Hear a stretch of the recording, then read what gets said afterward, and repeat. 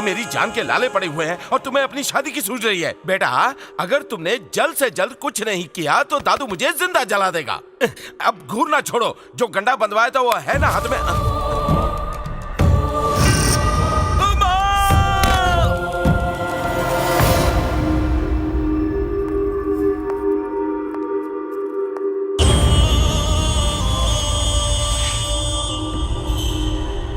Sorry Ajay.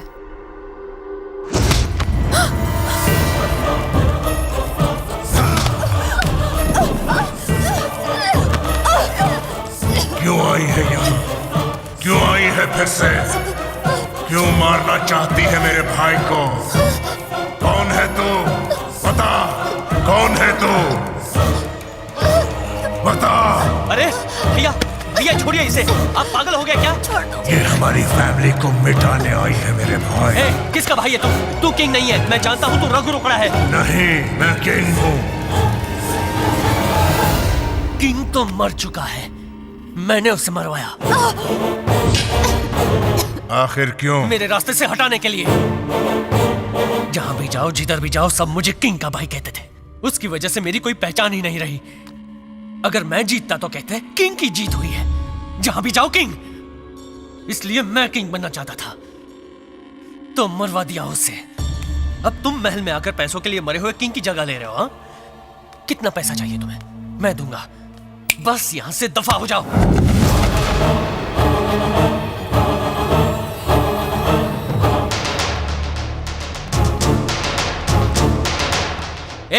कौन हो तुम लोग? हम कौन है ये तुम जान जाओगे, लेकिन उससे पहले ये जान लो, किंग को मारने की बहुतों ने कोशिश की पर कोई नहीं मार सका, लेकिन तुमने उसे मार दिया। तुमने किंग के विश्वास को मार दिया, उसकी चाहत को मार दिया, पर किंग को मार ना सके। किंग को मारना मुश्किल ही नहीं, नामुमकिन है। ये जानकर किंग ने जिस भाई को खुद से ज्यादा प्यार किया वही उसको मारना चाहता था, इस सच्चाई का बोझ लिए बैठा हुआ ये शख्स किंग है, राजा चंद्र प्रताप वर्मा। आप झूठ बोल रहे हैं, ये किंग नहीं रघु रोकड़ा है। एक जैसी शक्ल के दो लोग हो सकते हैं, पर इनके जैसा इंसान लाखों में एक है। किंग के बॉडीगार्ड मुन्ना का असली नाम रघु रोकड़ा है, जो मेरा बेटा है। जब इन्हें पता चला कि इनके परिवार के लोग ही इन्हें मारना चाहते हैं, तो बड़े फूफा की मदद से रघु रोकड़ा यहाँ किंग बनकर आया असली कातिल का पता लगाने। और तुम ही वो कातिल हो, ये जानकर किंग जीते जी मर गए। सर जी, ये पूजा कोई और नहीं, मिस्टर रंगाराव की बेटी है, जो इस महल में काम किया करते थे।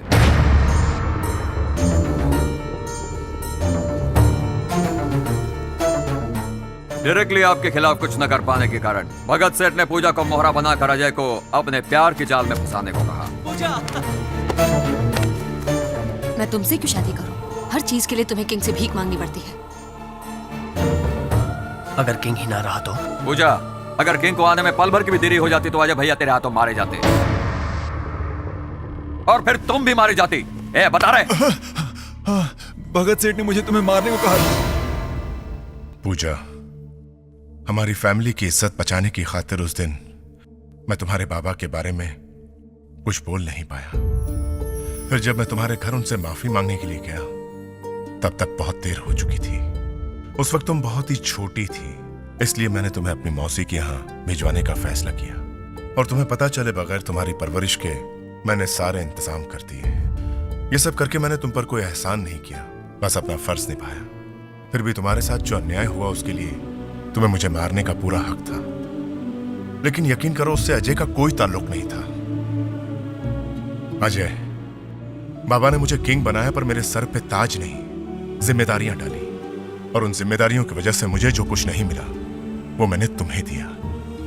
इसलिए मुझे लगा कि तुम्हारी पढ़ाई मेरी पढ़ाई है, तुम्हारी कामयाबी मेरी कामयाबी है। मैंने तुम्हें एक बड़े भाई की तरह नहीं, एक बाप की तरह पाला। मुझे लगा कि मैं तुम्हारी हर जरूरत पूरी कर रहा हूं, लेकिन यह नहीं सोचा कि तुम्हारी जरूरत क्या है। मैं जानता था कि मेरी जान को खतरा है, और इसी वजह से मां कभी चैन से नहीं सो पाई। लेकिन अगर उन्हें पता चलता कि वो खतरा तुम हो, तो मां का कलेजा फट जाता।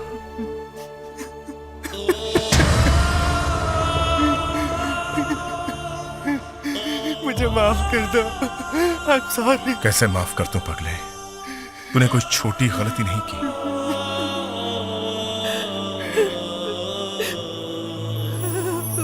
बाबा, मैंने आपसे किया वादा निभाया, लेकिन मैं सबको खुश नहीं रख सका।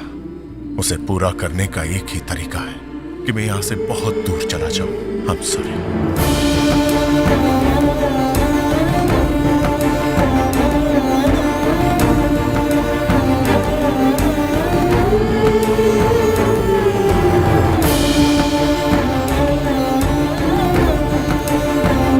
चल यहाँ से सकते हैं।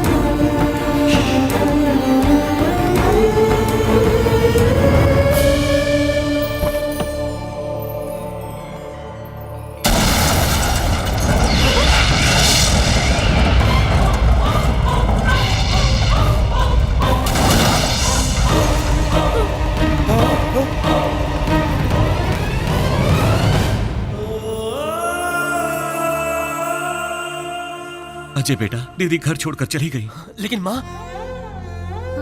उन्होंने कहा है कि उन्हें तलाश करने की कोशिश ना करें। ये लो दौलत जायदाद के कागजात जो तुम चाहते थे। आज से इस महल के किंग तुम हो। अप्पा जी भाई, उन्होंने आप तीनों से एक बात कहने को कहा है। इतने दिनों से आप पे लगी पाबंदी दौलत बचाने के लिए नहीं, आपको मुसीबत से बचाने के लिए लगाई गई थी।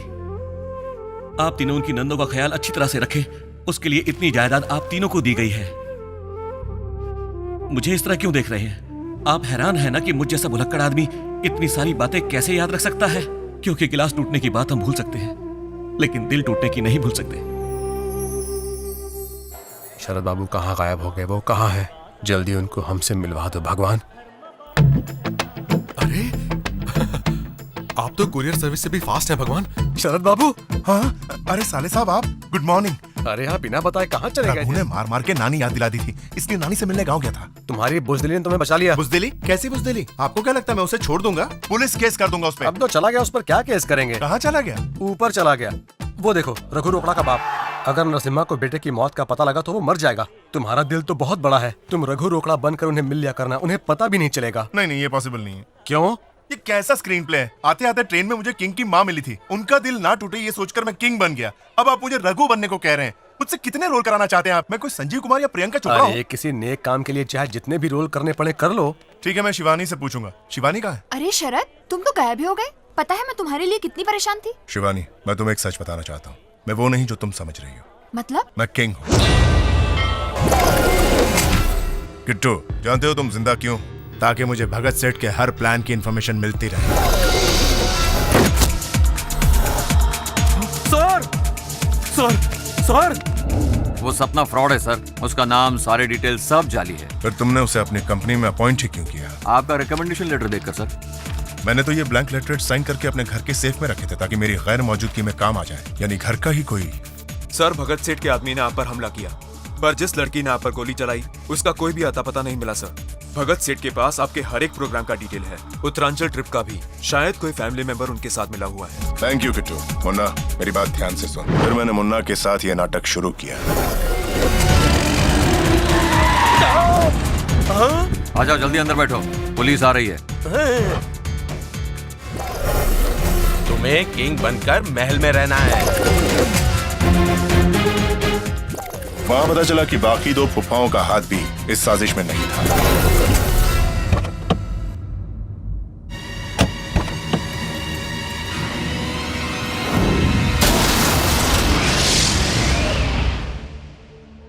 मेरे भाई को जो चाहिए था वो उसे देने के लिए मरने का झूठा नाटक करके यहां आ गया। सर,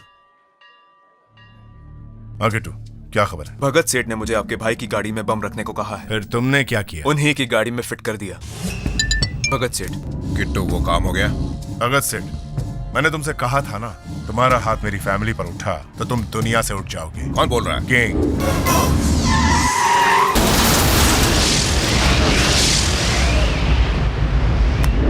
अरे मैं कह रहा अरे शिवानी, तुम 2 दिनों से शरद के लिए परेशान थी, इसलिए एक गुड न्यूज नहीं बताई। कौन सी गुड न्यूज? वो क्या है ना कि मास्टर जी की बहन से मैं बहुत प्यार करता हूँ। पता है। तो ये भी पता होगा कि इन्होंने मेरा टेस्ट लिया था। हाँ पता है। उस टेस्ट में मास्टर जी ने मुझे फुल मार्क्स देकर पास कर दिया। सच भैया? खुश होने की जरूरत नहीं। आर्ट का अपमान रोकने के लिए मैंने दिल पर पत्थर रखकर इन्हें पास किया है। चुप। हाँ? अरे मैं बात कर रहा हूँ ना सर। देखिए मैं चाहता हूँ कि लगे हाथ मेरी शादी भी हो जाए। क्या ख्याल है शरद बाबू? ठीक है साले जी, सिंगल खर्च डबल शादी। ज्ञानेश्वर की बहन की शादी रघु रोकड़ा के साथ, ये तो अजब गजब प्रेम कहानी हो गई। अब तो बैंड बजेगा।